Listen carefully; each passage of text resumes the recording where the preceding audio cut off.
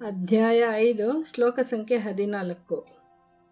ನ ಕರ್ತೃತ್ವಂ ನ ಕರ್ಮಾಣಿ ಲೋಕಸ್ಯ ಸೃಜತಿ ಪ್ರಭುಃ ನ ಕರ್ಮ ಫಲ ಸಂಯೋಗಂ ಸ್ವಭಾವಸ್ತು ಪ್ರವರ್ತತೆ.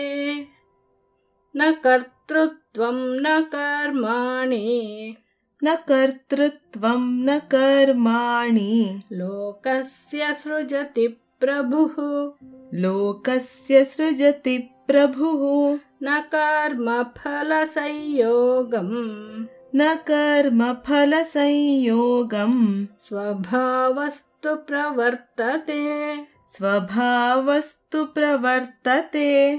ನ ಕರ್ತೃತ್ವಂ ನ ಕರ್ಮಾಣಿ ಲೋಕಸ್ಯ ಸೃಜತಿ ಪ್ರಭುಃ ನ ಕರ್ತೃತ್ವಂ ನ ಕರ್ಮಾಣಿ ಲೋಕಸ್ಯ ಸೃಜತಿ ಪ್ರಭುಃ ನ ಕರ್ಮ ಫಲ ಸಂಯೋಗಂ ಸ್ವಭಾವಸ್ತು ಪ್ರವರ್ತತೆ. ನ ಕರ್ಮ ಫಲ ಸಂಯೋಗಂ ಸ್ವಭಾವಸ್ತು ಪ್ರವರ್ತತೆ.